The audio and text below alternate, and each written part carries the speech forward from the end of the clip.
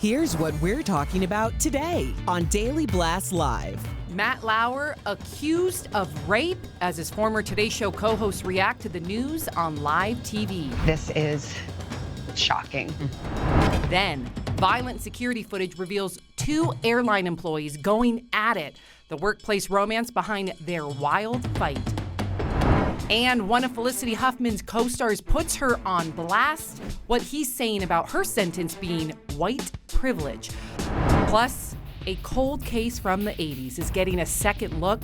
Find out the evidence that could lead to closure for the victim's family in today's True Crime Chronicles. I think our chances are really good with solving this case.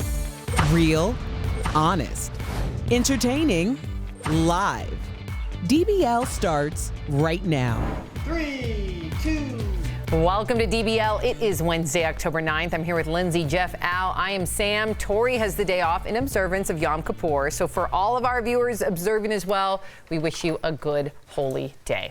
Let's get right to it because there are shocking new allegations about former Today Show host Matt Lauer. A new book reportedly contains allegations by a former female colleague that Lauer raped her at the 2014 Sochi Olympics. Lauer is denying it, saying it is categorically false, ignores the facts, and defies common sense. Now, meantime, his former Today Show co-hosts are reacting to the news. Let's watch. It's just very painful for all of us at NBC and who are at the Today Show. And, it's very, very, very difficult. It's like you feel like you've known someone for 12 years, and I don't know if you guys have ever felt like that. You know someone, you know them, you feel like you know them inside and out, and then all of a sudden, like, a door opens up, and it's a part of them you didn't know. I think I speak for all of us. We're disturbed to our core. Yeah. Well, NBC says Matt Lauer's conduct was appalling, horrific, and reprehensible. That's why he was fired within 24 hours of us first learning of the complaint. And this young woman, remember, this is the same young woman from a couple of years ago that came forward. Back then, she was anonymous. Now she no longer wants to be anonymous with Ronan Farrow's book coming out. But she said that, she's been talking about this since day one when she met with HR, with her lawyer. So that's her side. I mean, of course, Matt Lauer's denying it. These are all alleged allegations, but what do you think? If NBC acted on it within 24 hours, like their side of the story, then I think that's the right thing to do. If they didn't, that's a whole other story. But I think that she should really take this, even if she doesn't have enough evidence that's sufficient, or because the crime, which was actually the rape she's accusing him of, took place in another country, maybe that's a different struggle. But just if this is a crime, which she's accusing him of, which is not an affair, then she needs to go to the police with this information. And I understand going to journalists because it is a safe space now where your story will be told in full without being questioned on whether it's true or not. But she should also take this to the police. I'm not questioning if she's telling the truth or not. I believe that she's telling the truth. But I also want to hear Matt Lauer's truth, because they had an affair for 3 years. This wasn't a one-time incident. I wonder if Matt Lauer thinks that he did nothing wrong in his own mind.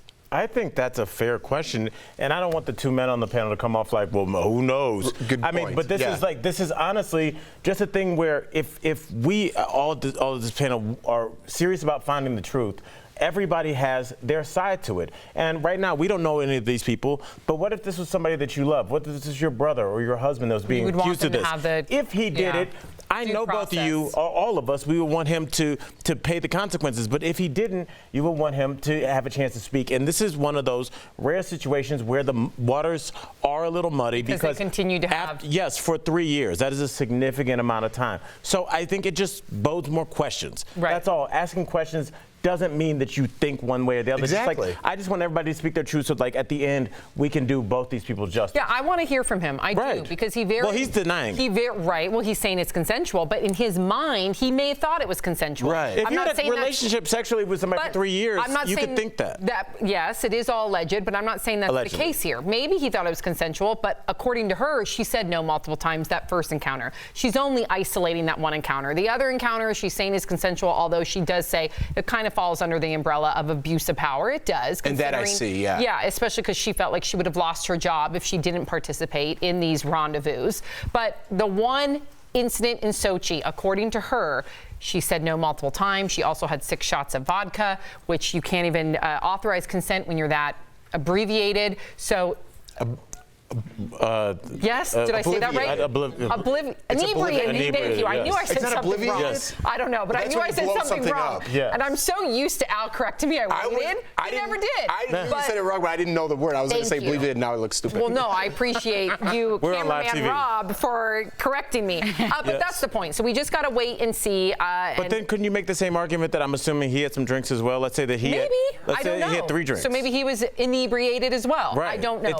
It's due process. something to find more about. Yeah, moving forward, let's just use drunk. Yes. Too many drinks. Keep it simple, Sam. A fight broke out at Denver International Airport, right here in our own backyard, between airline workers, and the video has been leaked online. And a warning to our viewers, let me tell you, this video is graphic. It's upsetting. It shows the male pilot who appears to spit on his female coworker. She then slaps him, I know, before he punches her in the stomach and the face. The two had been reportedly dating, but had split up. Now the 2 employees lost their jobs and were arrested and charged with assault and disturbing the peace.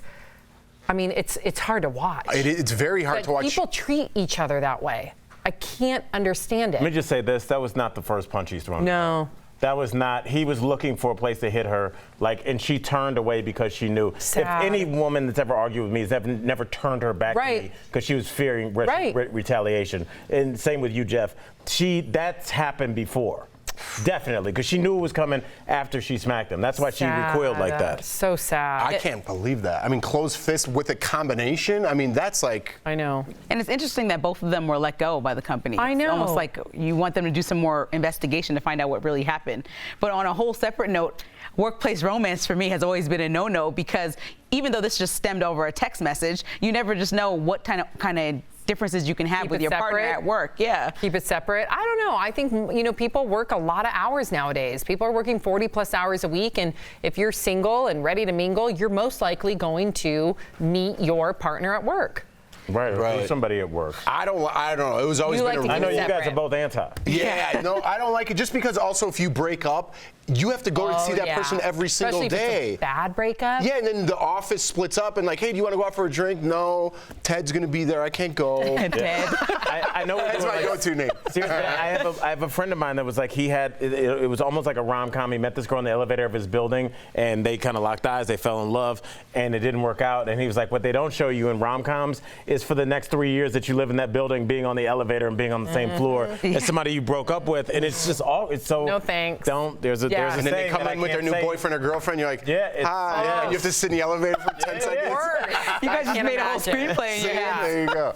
More shocking video from DailyMail.com. Check this out. A plane crashed into a ski lift cable in the Italian Alps. It was upside down, trapping someone inside the cockpit. The passenger was able to get out and was stuck on the wing of the plane. As rescuers tried to inch toward him, miraculously, both the pilot and passenger escaped without being injured. Now that is divine intervention. You don't even see movie plots that crazy. Wow. Just dangling from a cord like that. Can you guys believe that he walked out to the wing? Who would take the chance? I don't know. I would stay put. I don't know. I'd want to get the heck out I'd be of like, there. Al, punch me in the face. Yeah, just knock me out till they get I'd here. want to dangle and jump. No? Too high up? No, if you put on a ski lift.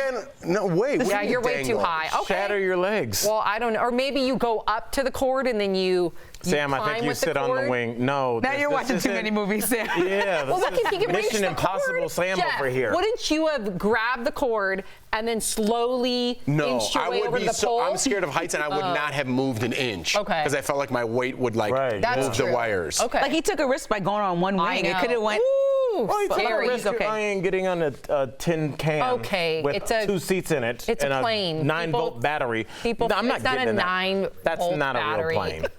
That's It's a real That's an plane. A+ science project. Oh. That's what happens. What do you mean? Get a real plane. Like robotics class? I'm talking 767. 100 seats, or I'm not on Take that to a small location. Sure, Al. DBL is live coming up. One of Felicity Huffman's old Desperate Housewives co-stars is slamming her online. We'll tell you who's weighing in. Plus, a young woman beaten, raped, and killed decades ago. Discover how a DNA test that nabbed a notorious serial killer will play a pivotal role in this cold case in today's True Crime Chronicles. And you, the viewer, are our 5th host. Meghan McCain says conservative guys make better husbands. Does she have a point, or is she talking nonsense? Your comments next.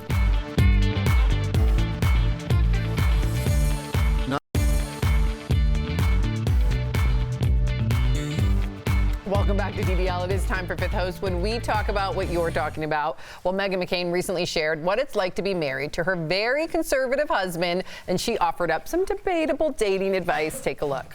I'm deeply in love, and he's the best decision I ever made, but he's the most conservative man I ever met. And it's way better. I tell women, conservative men have better family values, and they take dating and family and marriage more seriously. So, DBL Nation, do conservative men make better husbands? Take it away. May from Facebook says, I'm on my second marriage. My first husband is a Democrat, and my husband now is a conservative. From my personal experience, I say her statement is true. And May, that's what I'm saying. She's just speaking from her own personal experience. And it's just like if Al's girl dates a comedian and says, oh, comedians are the best. Or if I dated a guy from Texas and I say, no one's ever said that. Texans are the best. Either way, you get my point. She's just speaking to her experiences. Absolutely. Jackie from Facebook says, my husband of nearly 30 years is not conservative, nor are our adult sons, and yet they manage to be compassionate human beings. Wow. What a theory. Right. I mean, this is where we're at? Like, Republicans are better men than Democrats? Like, this is crazy town. I agree with you. This is craziness. Divisiveness. Why is everything got to be about politics today? Yeah. Is your husband a Democrat? Don't bring him home. Yeah. All right, Selena from Facebook says, your political party has nothing to do with your family values and personal relationships. It's up to each individual to make their relationship the best it can be, so stop the madness. And Selena, I agree with you, and I'll take it a step further. There is something called just a little bit of chemistry. You never know who you're going to have it with. And it might not be somebody that votes along the same party lines as you. Back in the day, people didn't talk about that stuff. They talked about everything other than that to see if they aligned on that, because I guarantee you, two Democrats, they're getting divorced right now. Two conservative people are getting divorced right now. Yep. You never know. All you need to make sure that you connect on as many things as possible.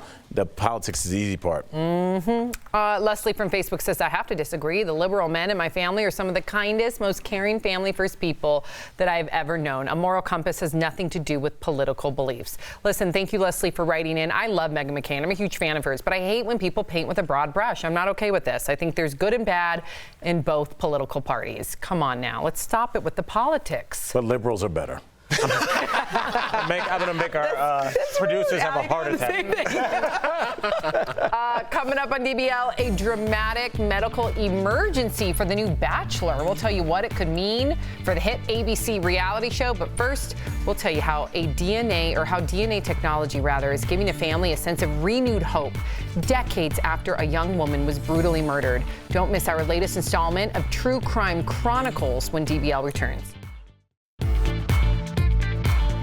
Welcome back to DBL. A cold case out of Cleveland from the 1980s is on the verge of a breakthrough thanks to a new type of DNA testing.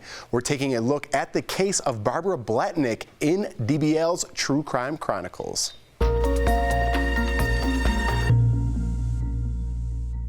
Barbara Blatnick's murder has captivated the Cleveland area for decades.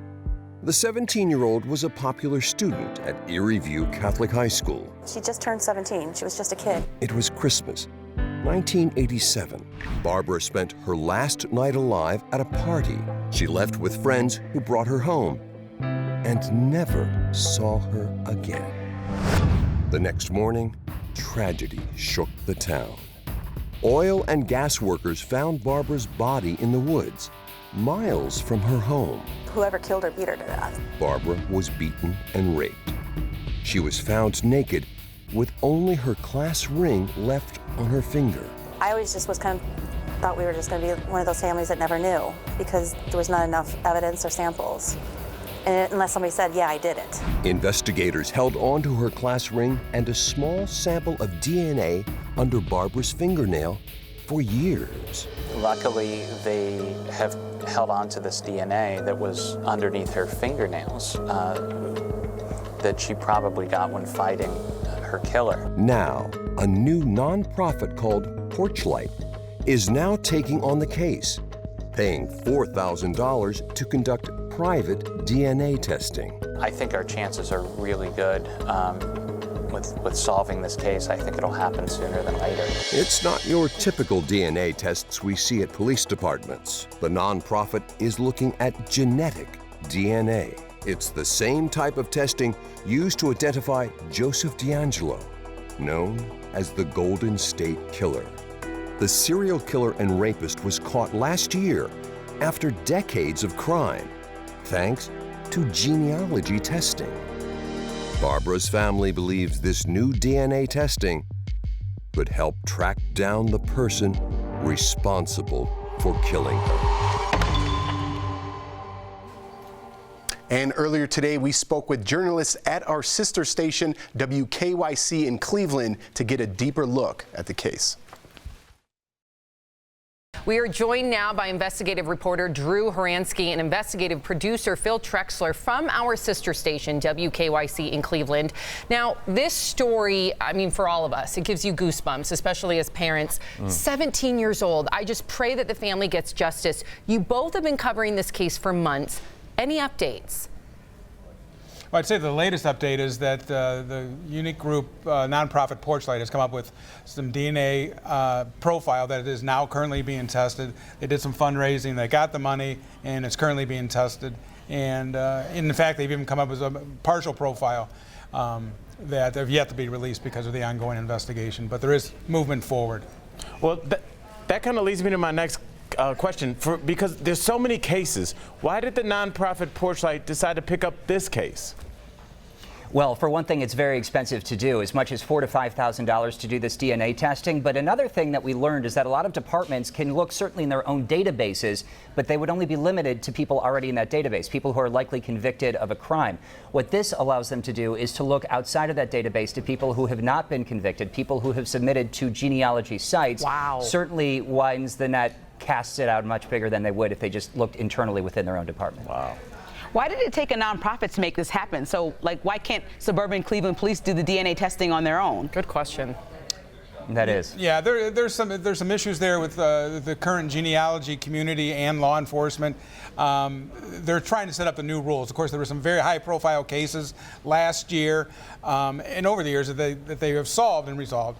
But the disconnect is there. So I think it's better now that a private nonprofit works with the genealogy community to do the testing and keep law enforcement to the side. It's what everybody's comfortable now until the new rules are really set in stone. And sadly, a lot of these cold cases get overlooked as well. Departments have fresher cases to be working on, and we've seen in a number of cases that these, over time, they are sort of out of sight, out of mind. Yeah, and Drew and Phil, this is the same testing used to track down the Golden State Killer. Do you feel it will bring the same success to this case? And how soon can we expect results?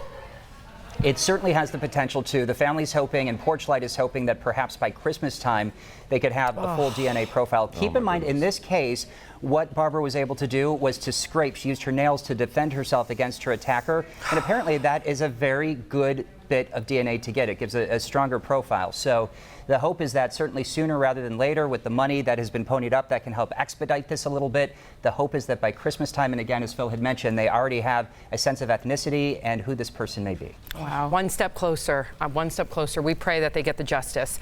Thank you, Drew and Phil. And DBL Nation, if you want to read more on this case, go to WKYC.com. We'll be right back. Thanks, guys. Welcome back to DBL. I have to wish, we all want to wish, a very happy birthday to Crystal Love Bailey. What a great name. We're in Cleveland right now, your hometown. She's 36 years old. Cavs. Happy birthday, Cavs. Yeah. Crystal, go out, have some fun. Go to Hilarities, get a drink, and watch a good comedy show. Nice. Yeah. I love it. And you have comments for us now? I do, and this kind of pertains to everybody here in this room and on this panel. Our girl Brandy Sprung watching us on Facebook in Denver, talking about the weather. She says, question, are the hosts ready for the cold and snow to fall? 50 degree drop from today till tomorrow. It's snowing here in Denver tomorrow. So it's going to be 80 degrees today, and then it's supposed to be 32 in the morning. That's insane. And guess who's has a flight tomorrow? If your flight gets canceled after an 80 degree day. Luck of the draw. Jeff, We'll be hearing about it. Happy birthday, Crystal. Happy birthday. Here's what's coming up next. The college admissions scandal continues. Felicity Huffman's Desperate Housewives co-star is chiming in, and he isn't standing by her. Then, the hot new Bachelor faces a serious medical emergency. Will it impact the show? And sacred sneakers. Why these costly kicks are literally like walking on water when DBL returns.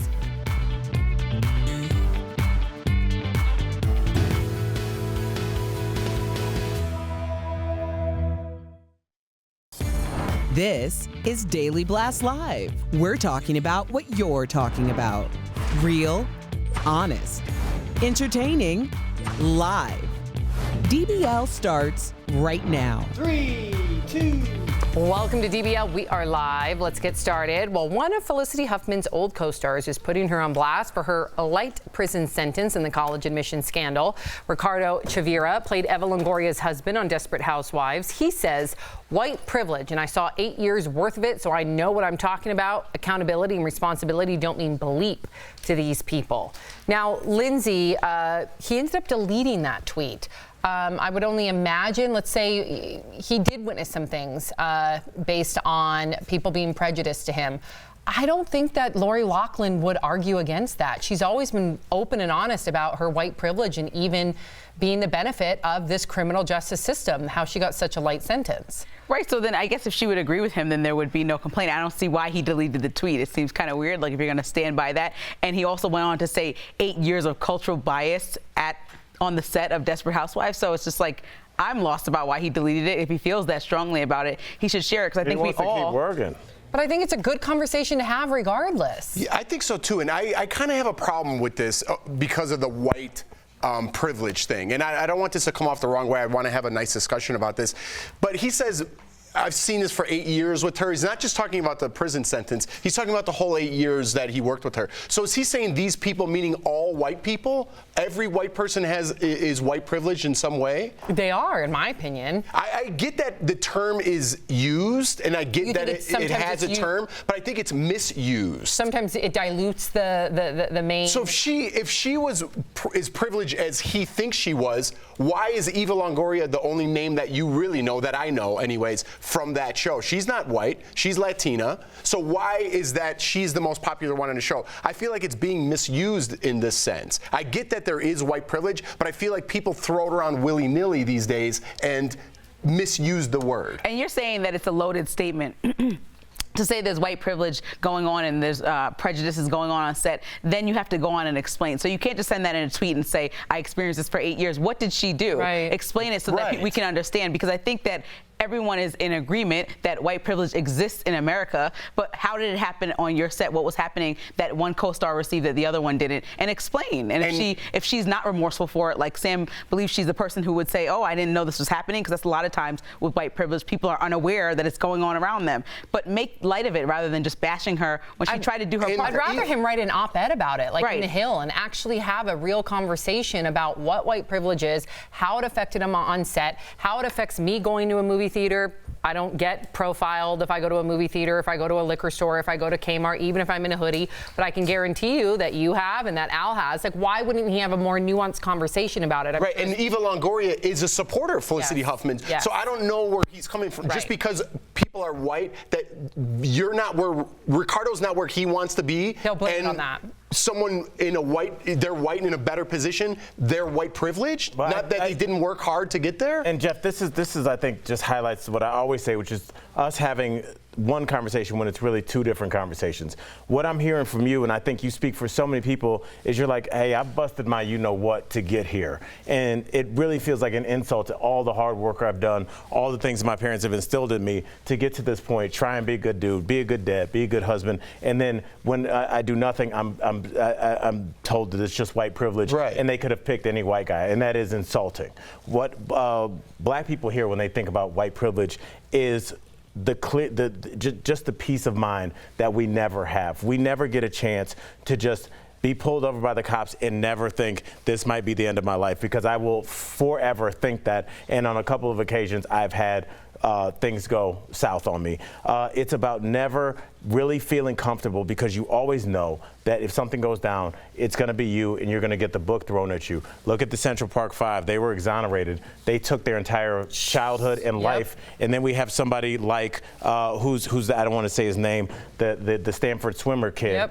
that got 30 days because he's a good kid. You've never heard 90 any days, judge, but yeah. 90 days. You never heard a judge say, hey, this is a good kid. This is a good black kid, even though he was accused of raping a white woman. Yep. That's never happened. So we just know that no matter what happens, it's going to be really bad for us, and it clouds our mind. And so when we have these conversations, I completely understand what you're saying. As somebody that sits on this desk every day, I get comments calling me a traitor to my race and Uncle Tom for any comment that we make, because people go right to, you're a Nazi, you're a white. And it's just like, when you use terms like that, unknowingly what you're doing is you're diluting those terms, and it doesn't mean as much anymore when you used to call somebody a Nazi, or somebody was a white nationalist or a rapist. You know, if you have a weird date, Aziz Ansari isn't a rapist, but he was put in the same net as Harvey Weinstein and Bill Cosby. So now, what is a rapist? Now we can have this kind of weird conversation that we should not have. We know what a rapist is, and we should be able to identify those people. But when you start using serious terms to incorporate everybody, this is the problem. Right, and I think that was a great explanation. I totally feel what you guys have to go through, and I get that term works for that. But it doesn't work for everything, and I think you explained that beautifully. So thank you for a great conversation. Yeah, thank you. New Bachelor Peter Weber just suffered a serious injury while filming the new season. He fell at a golf course in Costa Rica, splitting open his face on 2 cocktail glasses he was carrying. They were probably empty. Well, he had to get 22 stitches. Host Chris Harrison says the star is 100% okay, and that he's, quote, still the dashing, handsome pilot we've all dreamed of. That's just weird. I get it. I get that if you're going to go on The Bachelor or The Bachelorette, it's all based on looks initially. It's very vain. But it's just put a new statement out. He's a good guy too, right? He's good. His well-being's okay. He's alive. You know, small cut, but he's still looking good. But that's what weird. people care about. They're not. This isn't called the good guy. This is called Hot Bachelor, right? They end up liking each other while you're watching the show. Well, you hope they're a good guy. I don't think it matters. Some of them have not been good guys. It doesn't matter. Yes, it matters. Do they still end up with attractive women and millions of followers? How about Bad Chad? Bad Chad was so fun to watch. He was entertaining. But yeah, he wasn't the best guy from what we saw on camera, but so fun to watch. I wonder what this does. Like, do they continue filming? Like, halfway through, is he going to have... Is he going to have, like, oozing cuts? It'd be like Nelly with the patch. Wait, weren't you shooting something when you tore your bicep? Yeah. What'd you guys do? I flew to LA to get surgery, and then Jordan went on to Arizona. We were filming Jeff and Jordan Do America. She got in a hot air balloon, and then after she did that, they flew me back out to Arizona to meet with her. Wait a second. You flew to LA with your complete, like... Yeah. Oh. You just had like a dangling arm, so to speak? Yeah, it was like... Was it in a sling? So it turned like purple, and like my bicep, you know, when you make a bicep like this, it was in half. Oh my God. Because it's like, you know, when you pull down those old school, like... Were you in so much pain? Yeah. Kinda, not really. You know, I was just like this, and I'm like, I think something's wrong with my that's arm. What happened to my and it was in tendon. half. Yeah, my Achilles tendon rolled up like a That's crazy. And you have to get it. You have to get surgery like ASAP because they said it's like a piece of meat just laying on your counter. Yeah. You know, because no blood's flowing through it. So they acted like it didn't happen on the show? Or did it addressed it? It happened. Okay. Yeah. Wow. Good well, shoe fanatics are going nuts for a new holy sneaker. Steph, what is everyone talking about? All right, well, Nike is using the miracle of Jesus to help its customers. Introducing the Nike Air Max 97 Jesus shoes. I bet you look great roaming around in Bethlehem with those bad boys. Well, no, it may look like your average dad's shoe sneaker, but it's far from that. Each pair contains about 2 ounces of water, which was originally sourced from the Jordan River, and then it was blessed. That means wearers can essentially walk on water. Plus, they come with a cross on the shoelaces and a Matthew 14:25 inscription on the shoe, on the toe.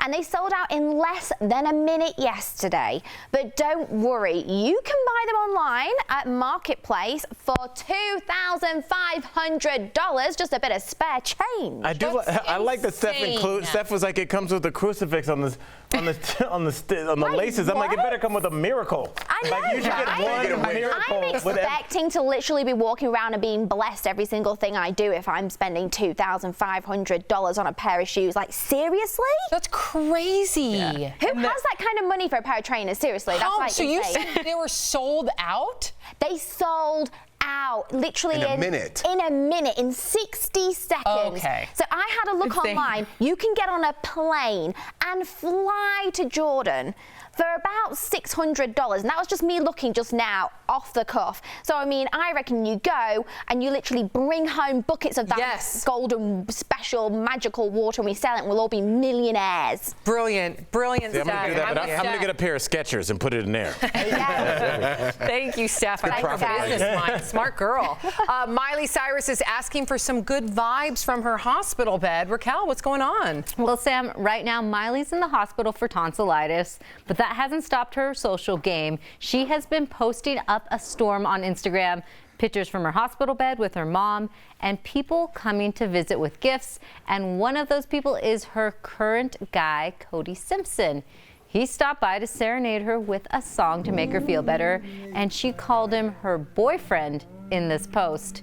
Now, she hopes to get better in time for a musical festival this weekend. I won't be able to sleep tonight unless I find out she made that musical fest. I mean, how can why didn't we lead with this, Chris? Well, her fans care, and her fans want to be able to see her. They already purchased Sam, what the about the tickets. music fest? That's what I said. Will she be good enough in time? Her fans care. I need a glass of wine up here.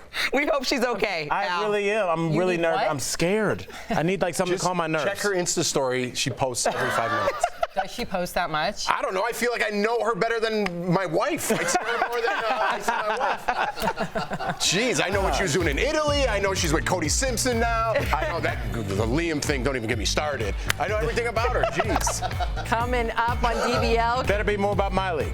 Can dogs really help you live longer? Things you should know. Medical edition when we come back. And later in Dollars and Cents, fall financial cleanup. Important tips to get your finances on track. Skip it. Music fest.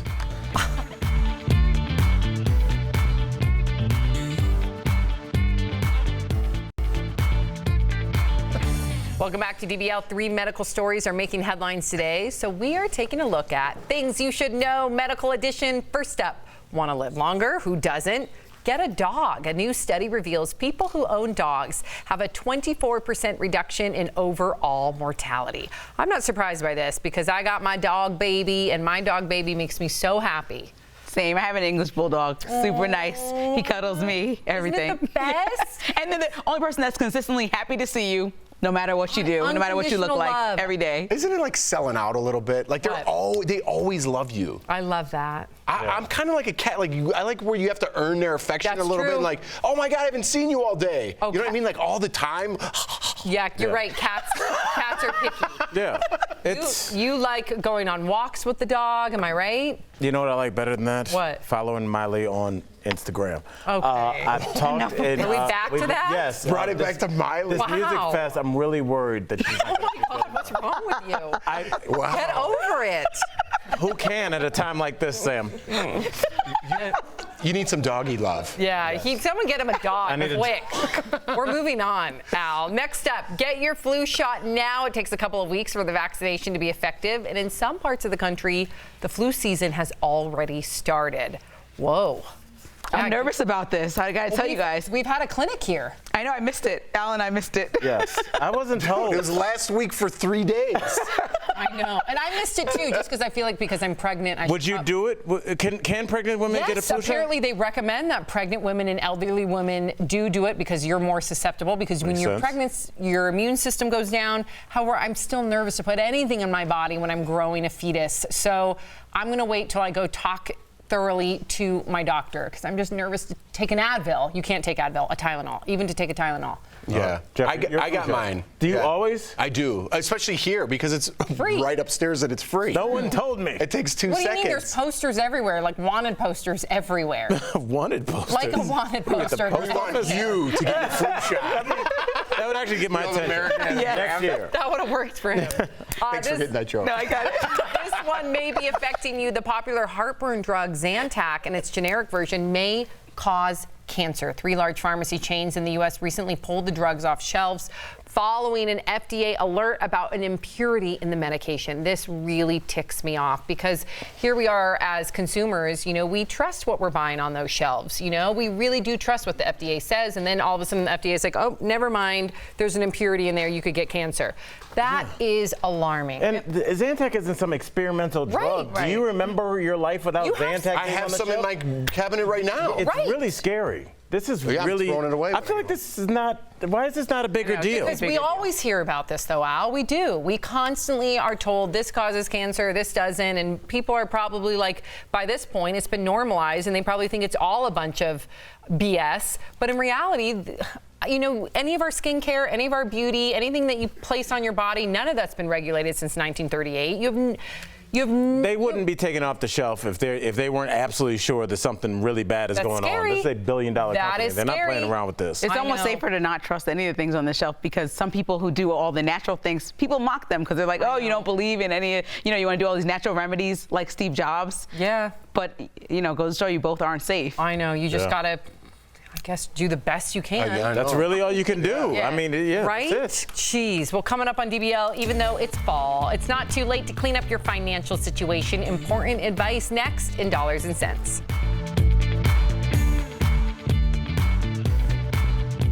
Welcome back to Daily Blast Live. Budgetologist Felicia Jones is back in the DBL studio. We're talking about getting ahead of your finances before the end of the year on today's Dollars and Cents, presented by John Hancock.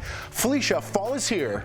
Pumpkin spice lattes are back. Yes. What are some tips to get ahead of finances before the year is over? This is a great time of year to really look at your finances. And the first thing I will say is to take stock of everything you have.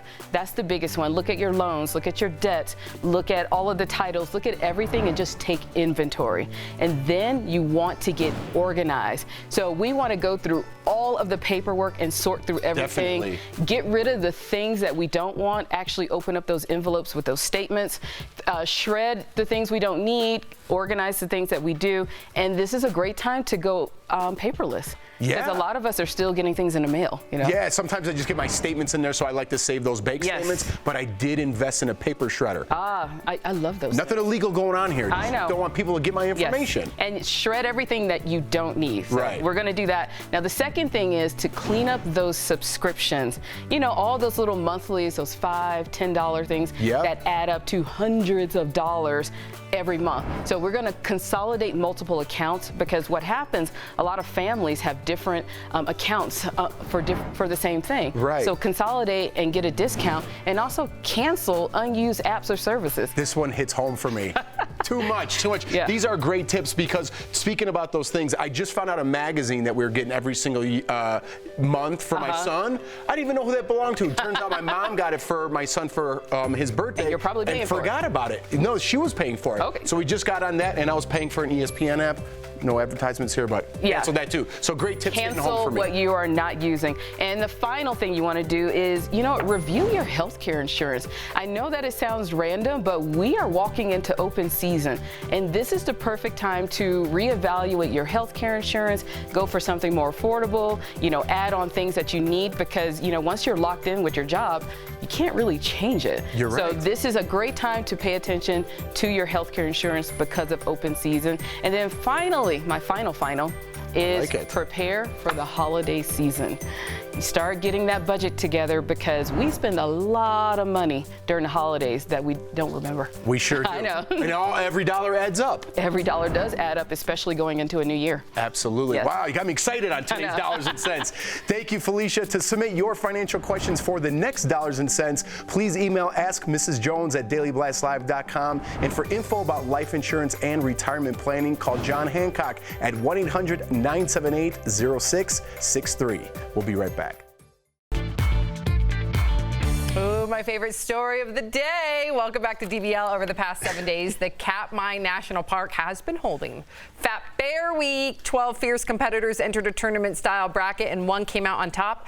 Ladies and gentlemen, your winner is bear number 435, a.k.a. Holly. So you can see her dramatic transformation, okay? On the left is Holly in July, before she wanted to fatten up to hibernate. The one on the right is her current weight. The park wrote, she is fat, she is fabulous, and her healthy heft will help her hibernate until the spring. I mean, that's the goal. I have an issue with this. Why? One of the bears in the Final Four was 138 pounds. So that means that it's only down to 3 at this point. I feel like it's strictly based on weight. It's not based on merit. It's not based on, like, any answers that they give. I know. I feel like there should be a round competition. Like, no, it's based on weight. Because their whole goal is to have as many fish as possible so they can have a long, isn't that teaching nice our kids sleep. greed?